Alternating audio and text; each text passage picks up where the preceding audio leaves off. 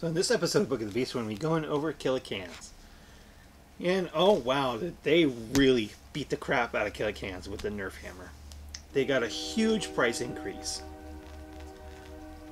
Of course, they do come with a big shooter now for that price, but it was still a huge price increase. And then they gave their this stupid cowardly Grotz rule that if you lose models, there's a chance you're going to fail basically it was a leadership test, and then you're only going to snapshot the next turn. If you're taking a blast weapon or a flamer weapon, that's a big deal, especially since their best weapon is their unique weapon, the Grotzuka, and that's even a price. I mean, you have to pay points for that upgrade. They're going to completely just nerf their best weapon. So you do have the big shooter. You do have the choice of changing out for a rocket launcher for free, the Grotzuka, which is still the same thing. It's just totally amazing. Strength 6, AP 5, heavy 2 blast. So each can will put out 2 shots, but if you fail this test, of course, you're not going to be able to shoot because you're going to be snapshotting. Custom Mega Blaster or the Scorcha. Again, if you fail, you're not going to be able to flame anything. And they can take Grot Riggers and extra armor. The one thing they did do is, of course, you can go up to 5 additional Killa cans per unit, so you can have a unit of 6, but that's a 300 point base cost for Killa cans, for a unit of 6 Killa cans. And that is way too much for what you get. Yes, they are BS3 because they're Grots, but even at that, so maybe a custom Mega Blaster would not be a bad option. At least you can shoot if you get failure to Cowardly Grots test. The biggest nerf, though, is to they no longer have a Power Fist or Dreadnought close combat weapon. They now have what's called a Can Claw. Can Claw is now Strength +2, not ×2, +2, and AP2.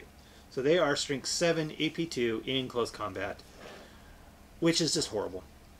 I mean, sure, they're good against infantry, but you don't want to shoot these guys against infantry because they're just going to get beat up by... If you send these guys in a unit of Space Marines, they're just going to get annihilated by crack grenades before they get to do anything. At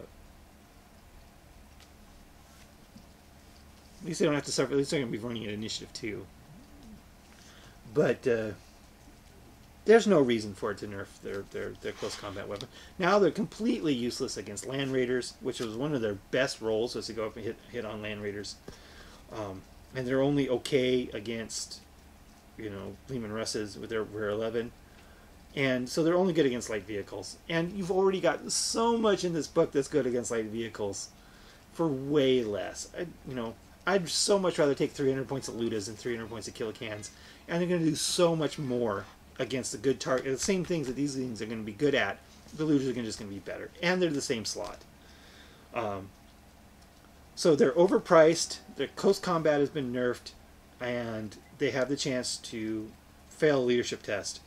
And they're in the heavy support, which unfortunately is going to be a very, very heavily contested slot in this new book compared to the previous book. At least for me, I rarely used heavy support choices that weren't big guns or mech guns.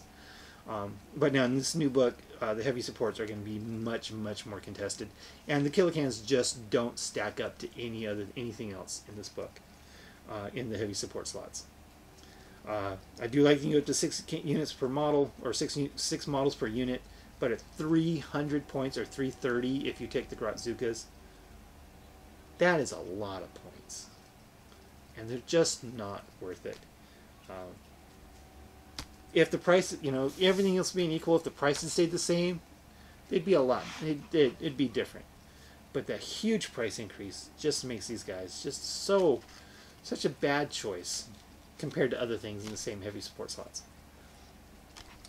And again, these seem to be no rhyme or reason for this. It's not like Killa cans were running all over the tournament scene, smashing everything into oblivion to need to get hit with a Nerf hammer. So it's like, again, I've kind of ranted about this before, how there doesn't seem to be any rhyme or reason for changes in this book over the previous one. Some things got so much better, some things got worse. And it's like each unit's kind of taken in a vacuum without any consideration of the rest of the book or 40K in general. It's just, there's just no cohesive design philosophy at all. And the trucks, the Killa cans, are great examples of just absolutely,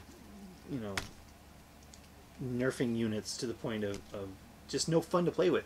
I mean, there's some things about being something that's not competitive, but still fun to play with. These guys aren't even going to be fun to play with at all. Maybe you can march across the board with a KFF for that 5-up invul save, and maybe if you don't fail your leadership test, you'll get to actually get some turn 3. You might actually be able to blast something with Grodzukas for a whole lot of damage. Maybe. But yeah.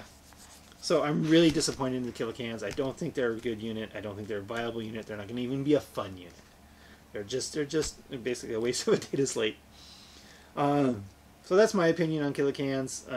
There's other options than Killa cans. They're way, way better in the same slots for less points. So that's going to be it for this episode of Book of the Beast, and I'll talk to you guys later.